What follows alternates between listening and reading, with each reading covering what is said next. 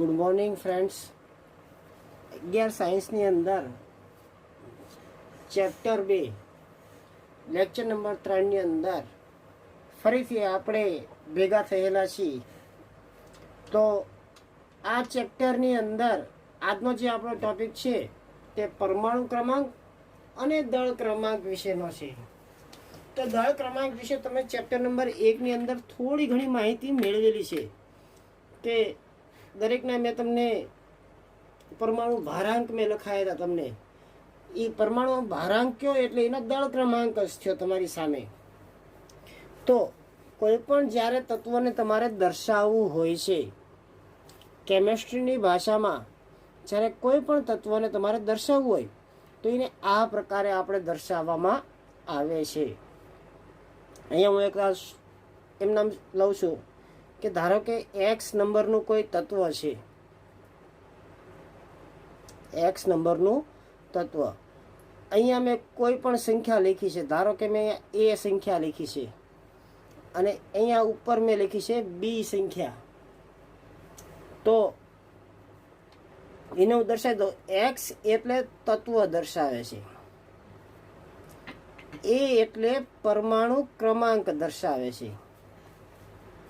આ એક વિદ્યાર્થી મિત્રો યાદ રાખજો, જેટલો પરમાણુ ક્રમાંક હોય એટલા જ અંદર પ્રોટોન હોય, એટલા જ અંદર ઇલેક્ટ્રોન હોય. એટલે જેટલા અંદર પરમાણુ ક્રમાંક છે એટલા જ પ્રોટોન અને એટલા જ ઇલેક્ટ્રોન આવેલા હોય. અને બી એટલે પરમાણુ ભારાંક અથવા એને આપણે દળ ક્રમાંક તરીકે પણ ઓળખશું. આટલી વિદ્યાર્થીઓ ખ્યાલ આવી ગઈ હોય તો હવે આપણે આગળ જઈએ છીએ. અને દળ ક્રમાંક તમારે શોધવો હોય એટલે કે બી મારે શોધવો છે. તો બી એટલે પ્રોટોનની સંખ્યા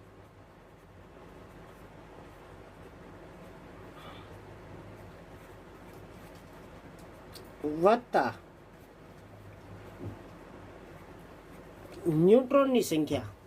આ બંનેનો જો હું સરવાળો કરું તો મને એનો પરમાણુ ભારાંક મળે છે અથવા એનો દળ ક્રમાંક મળે છે. હવે હું તમને આ સમજાવું છું કે દાખલા તરીકે આપણે સોડિયમ, આપણું જૂનું અને જાણીતું એક્ઝામ્પલ સોડિયમ છે. તો એ સોડિયમનું એક્ઝામ્પલ હું તમને સમજાવું છું. તો એ સોડિયમની અંદર આપણે આમ લખતા હતા 11 Na 23. મેં તમને સોડિયમનો પરમાણુ ભારાંક 23 લખાયો હતો. તો હવે હું તમને પ્રશ્ન કરું છું અને પ્રશ્ન ઉપરથી હું તમને કહેવા માગું છું કે આની અંદર પ્રોટોન કેટલા, સોડિયમમાં ઇલેક્ટ્રોન કેટલા, પરમાણુ ભારાંક કેટલો. આવા પ્રશ્નો મેં તમારી સામે મૂક્યા. તો આ કોમન એક્ઝામ્પલ લઈને જ્યારે મેં તમને સમજાયું ત્યારે અહીંયા જે વસ્તુ લખી હશે મેં એ, તો અહીંયા મેં કીધું એ એટલે પરમાણુ ક્રમાંક પણ થઈ શકે, પ્રોટોન પણ થઈ શકે અને ઇલેક્ટ્રોન પણ થઈ શકે છે. તો આનો જવાબ થશે પ્રોટોનની સંખ્યા કેટલી આવી તો કે 11, ઇલેક્ટ્રોનની સંખ્યા કેટલી આવી તો કે 11. અને આ બી એટલે પરમાણુ ભારાંક કે દળ ક્રમાંક, જેની સંખ્યા કેટલી છે તો કે 23. અહીંયા હું લખી નાખું છું પરમાણુ ભારાંક. તો મારી પાસે સૂત્ર તૈયાર થઈ ગયું. પરમાણુ ભારાંક બરાબર પ્રોટોન વત્તા ન્યુટ્રોન, પ્રોટોન વત્તા ન્યુટ્રોનની સંખ્યા. પરમાણુ ભારાંક તમારી પાસે છે તો કે હા, કેટલો થશે 23. તો અહીંયા મેં લખી નાખ્યા 23 બરાબરના બરાબર. સોડિયમમાં પ્રોટોનની સંખ્યા કેટલી છે તો કે 11. તો ન્યુટ્રોનની સંખ્યા કેટલી થશે ચાલો જોઈએ, ગણતરી કરી મને કયો જોઈએ. તો શું થશે 23 આ વત્તા 11 છે બરાબરની પેલી સાઈડ જશે એટલે ઓછા, તો ન્યુટ્રોનની સંખ્યા વિદ્યાર્થી મિત્રો 12 થશે. કેટલી થશે? 12. આવી રીતે તમને શોધતા આવડી જાય. તો ચાલો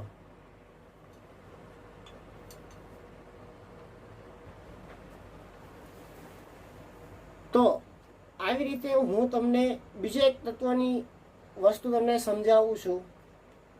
આ એક્ઝામ્પલ જોઈને તમને તરત ખ્યાલ આવી ગયો છે.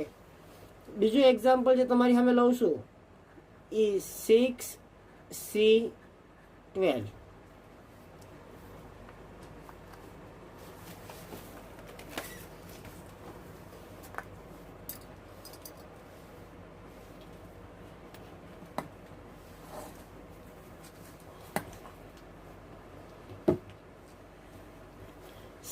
C12.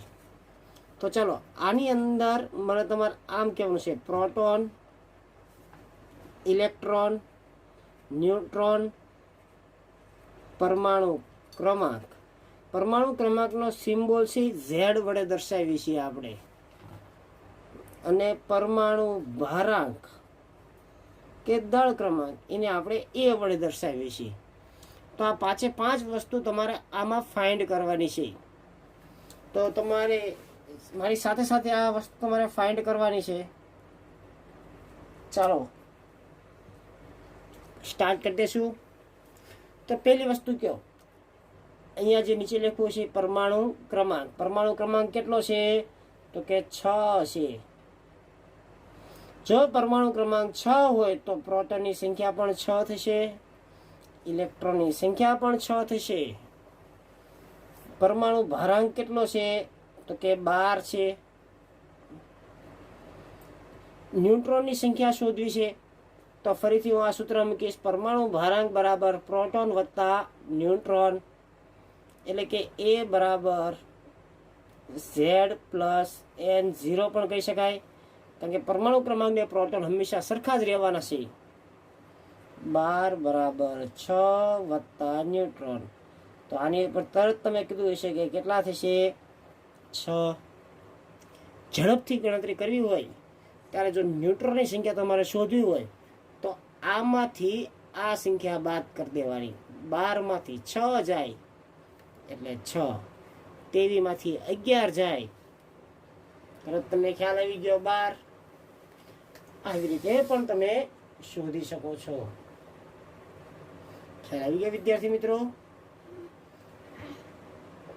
થોડાક તમને હું આપું છું એક્ઝામ્પલ ક્લિયર કરવા માટે.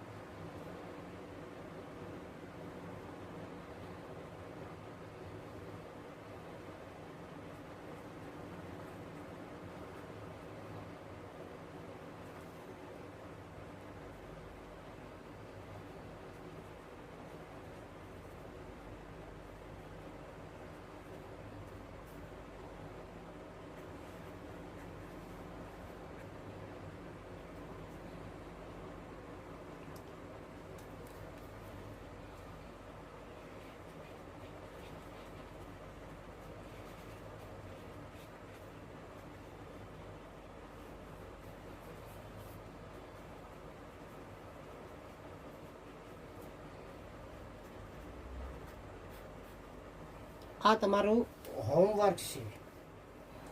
હોમવર્ક જોતા જ તમને કંઈક એવું થશે કે સાહેબે આ પ્લસ અને માઇનસ શું દર્શાવ્યા છે, એ તો કોઈ સાહેબે કાંઈ શીખડાયું છે નહીં.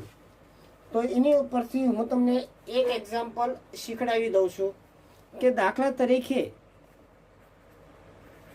જે તત્વ પર ઋણ વીજભાર છે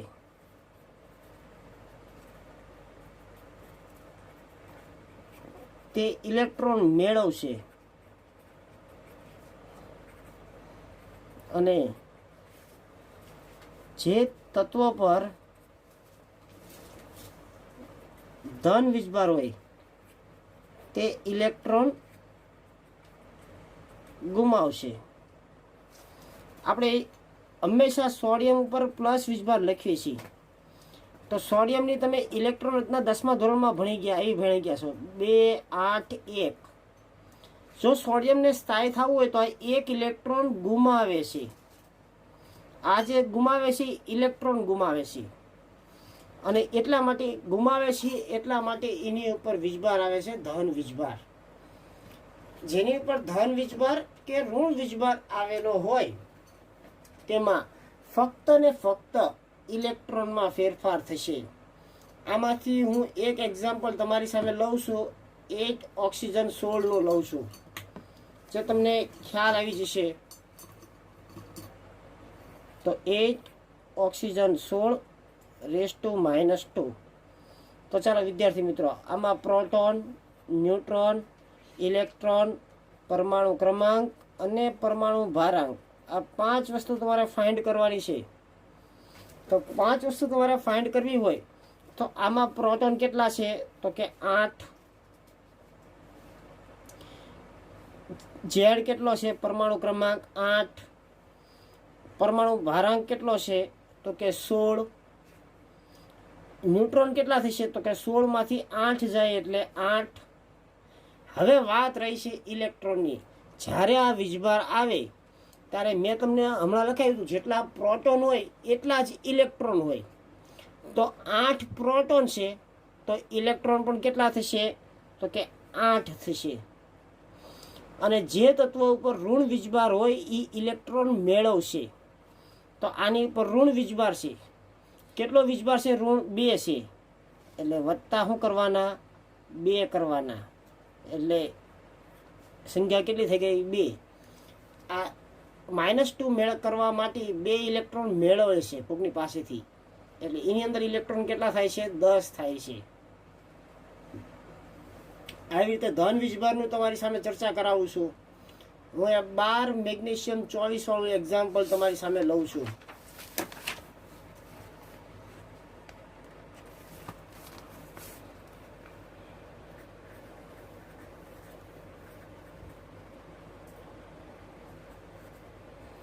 આની અંદર પ્રોટોન, ન્યુટ્રોન, ઇલેક્ટ્રોન, પરમાણુ ક્રમાંક અને પરમાણુ ભારાંક. તો ચાલો, પ્રોટોન કેટલા તો કે 12, ન્યુટ્રોન કેટલા તો કે 12, 24 માંથી 12 જાય તો 12, પરમાણુ ક્રમાંક કેટલો 12, પરમાણુ ભારાંક કેટલો 24, ઇલેક્ટ્રોનની સંખ્યા કેટલી તો એ પણ 12 વત્તા 2 છે. તો હમણાં મેં લખાવ્યું કે જેની ઉપર વત્તા વીજભાર આવ્યો હોય, ધન વીજભાર આવેલો છે. કેવો વીજભાર આવેલો છે? ધન. તો જે તત્વો ઉપર ધન વીજભાર હોય એ ઇલેક્ટ્રોન ગુમાવશે. તો અહીંયા કેટલા ગુમાવશે તો કે 2 ઇલેક્ટ્રોન ગુમાવશે. એટલે -2. એટલે ઇલેક્ટ્રોનની સંખ્યા કેટલી થઈ ગઈ? 10 થઈ ગઈ. તમારી સામે કેટલી થઈ ગઈ છે? 10.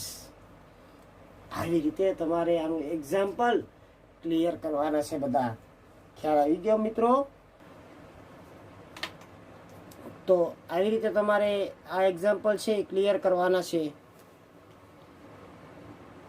ન ખબર પડે ને ફરીથી આપણે ભેગા થઈશું.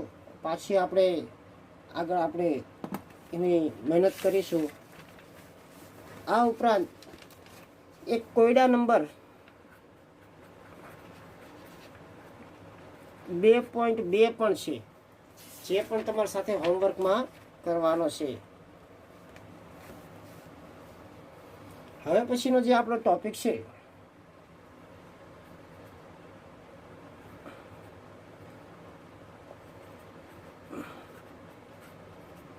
સમસ્થાનિકો, સમભારિકો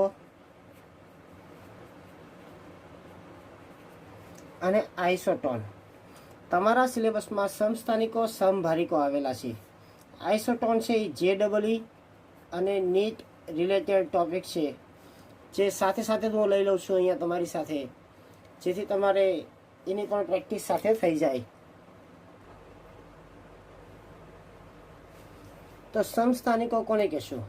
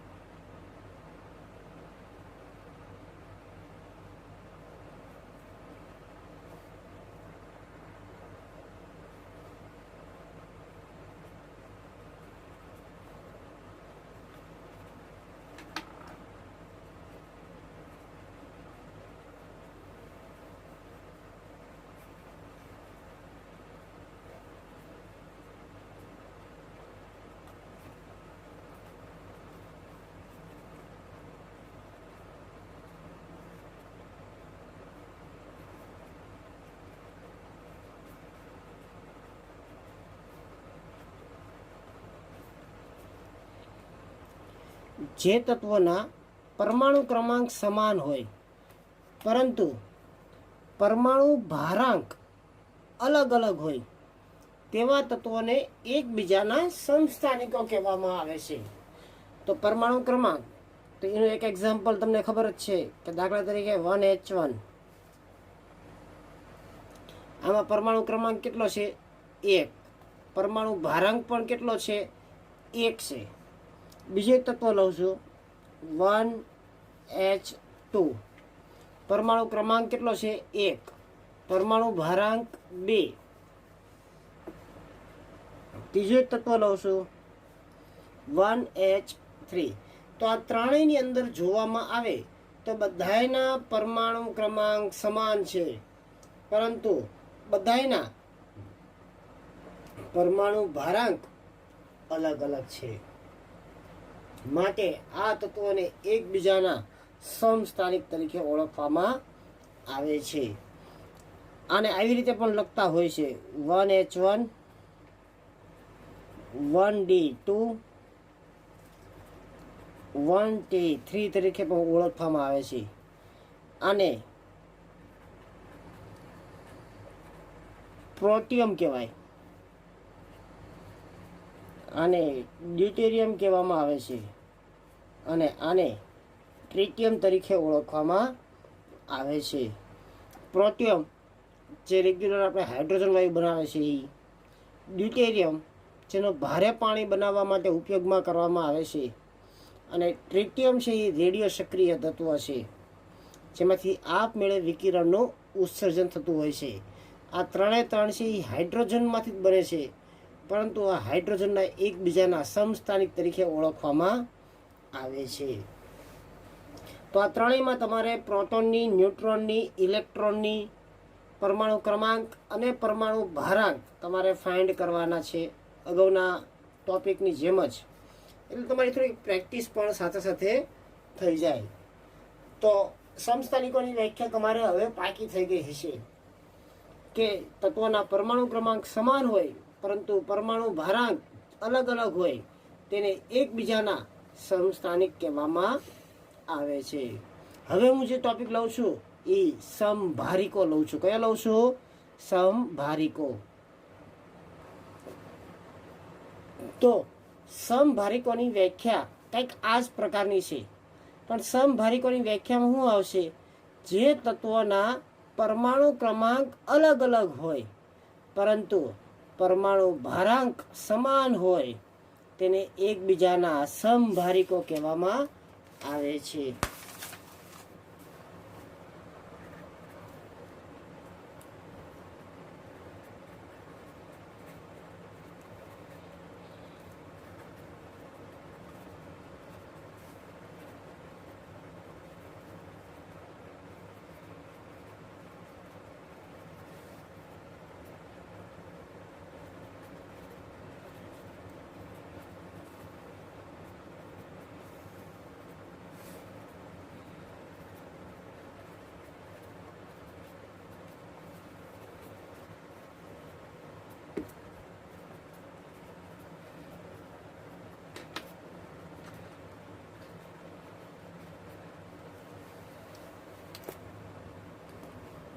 તો એક્ઝામ્પલ લઈને સમજાવું.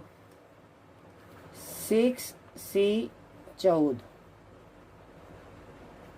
7N14. તો આમાં પરમાણુ ક્રમાંક બેયના અલગ અલગ છે, પરંતુ પરમાણુ ભારાંક કેવા છે? સમાન છે.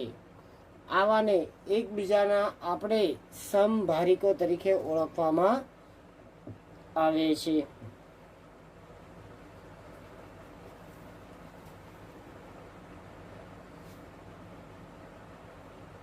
ચલો ઓકે. અને પછીનો જે આપણો ટોપિક છે એ ટોપિક છે આઇસોટોન.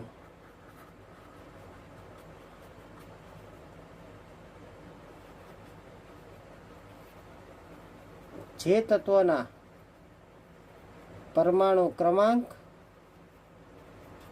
અને પરમાણુ ભારાંક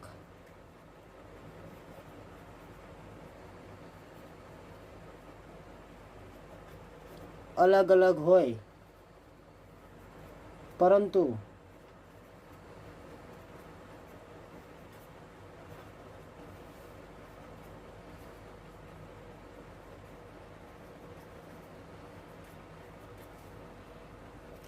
જે તત્વના પરમાણુ ક્રમાંક અને પરમાણુ ભારાંક અલગ અલગ હોય, પરંતુ તેમાં રહેલા ન્યુટ્રોનની સંખ્યા જો સરખી હોય તો તેવા તત્વોને એકબીજાના આઇસોટોન તરીકે ઓળખવામાં આવે છે. એના એક્ઝામ્પલ પણ તમને કહી દઉં છું. તો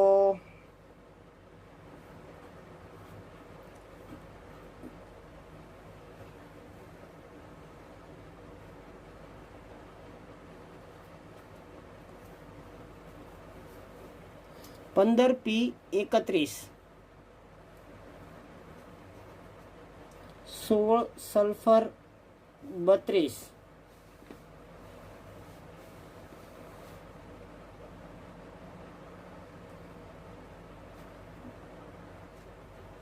અને 14 SI 30. આ બધાયમાં પરમાણુ ક્રમાંક અલગ અલગ છે, પરમાણુ ભારાંક પણ બધાયમાં અલગ અલગ છે, પરંતુ જો અંદર ન્યુટ્રોનની સંખ્યા ગણવામાં આવે તો 30માંથી 14 જાય એટલે 16, 31માંથી 15 જાય એટલે 16, 32માંથી 16 જાય એટલે 16. તો બધાયમાં ન્યુટ્રોનની સંખ્યા સરખી છે, માટે આવા તત્વોને એકબીજાના આઇસોટોન તરીકે ઓળખવામાં આવે છે.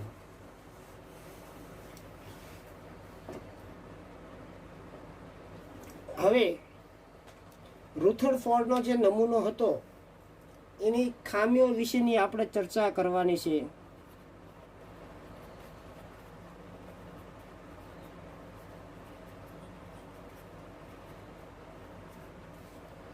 થોડોક થિયરિકલ ટોપિક છે, એટલે તમારે ટેક્સ્ટબુક સાથે રાખવી પડશે, કારણ કે લખાણ સંબંધિત તે આખો ચર્ચા કરેલી છે. એટલે જો તમારી પાસે ટેક્સ્ટબુક હોય તો ખુલ્લી રાખી શકો છો, નહીંતર હું અત્યારે બોલીને તો સમજાવી રહ્યો છું તમને. ને આપણે અગાઉ પણ વાત કરી હતી કે રુથરફોર્ડે છે એ પરમાણુને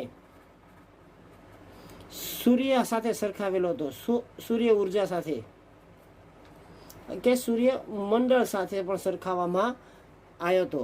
તો આપણને ખબર છે કે સૂર્ય પોતાની જગ્યા ઉપર સ્થિર છે, સૂર્ય પોતાની જગ્યા ઉપર સ્થિર છે, અને બીજા બધા ઉપગ્રહો પોતાની દિશાની અંદર પરિભ્રમણ કરતા હોય છે અલગ અલગ.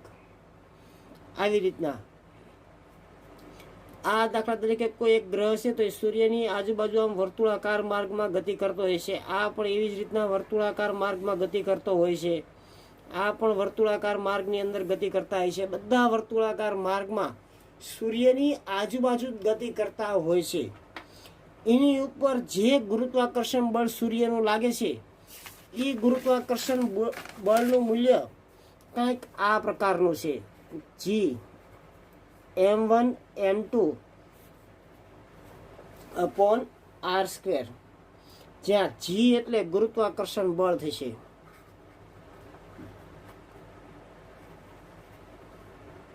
અથવા એનું અચળાંક પણ કહી શકાય. M1 અને M2 એ દળ થશે કે M1 એટલે સૂર્યનું દળ હોય તો M2 એટલે અત્યારે પૃથ્વીનું એક્ઝામ્પલ લઉં તો પૃથ્વીનું દળ છે. અને બંને વચ્ચેની ત્રિજ્યા એટલે કે સૂર્ય અને પૃથ્વી વચ્ચેની જે ત્રિજ્યા છે એ તમારો R થશે. તો આવું જ કંઈક રુથરફોર્ડે છે એ પરમાણુ વિશેની આખી ચર્ચા કરી હતી, જેમાં આ એક પરમાણુનો નમૂનો એને ધાર્યો હતો કે એનો આકાર છે એ ગોળાકાર છે. આ એક પરમાણુ કેન્દ્ર થઈ ગયું, અહીંયા ઇલેક્ટ્રોન રહેલો છે અને અહીંયાથી અહીંયા સુધી બે વચ્ચેનું અંતર થઈ ગયું. આવું નવું કંઈક આપણે સૂર્ય, આ પૃથ્વી એટલે અહીંયા ઇલેક્ટ્રોન આપણે કમ્પેરિઝન કરવી, તો આવી કમ્પેરિઝન એને કરેલી હતી. તો આ બે વચ્ચે જે આકર્ષણ બળ લાગે છે, મેં અગાઉના લેક્ચરમાં તમને કીધું કે બે વચ્ચે સ્થિર વિદ્યુતકીય આકર્ષણ બળ લાગે છે. આ સ્થિર વિદ્યુતકીય આકર્ષણ બળ વિશે મેં તમને ત્યારે પણ કીધું, અત્યારે પણ કહું છું કે આ એટલું બધું અપાકર્ષણ નથી કે બંને એકબીજાથી દૂર વયા જાય, અને એટલું બધું આકર્ષણ પણ નથી કે બંને એકબીજાથી નજીક આવી જાય છે. આ જે ઇલેક્ટ્રોનનો જે અચળાંક છે એને કે વડે દર્શાવ્યો, અહીંયા જી વડે દર્શાવ્યો તો એને કે વડે દર્શાવ્યો. આ બંનેના વીજભાર જેને Q1 અને Q2 વડે દર્શાવ્યા, અને આ બે વચ્ચેની ત્રિજ્યા R² વડે દર્શાવી છે, જ્યાં Q1 અને Q2 એ વીજભાર દર્શાવે છે.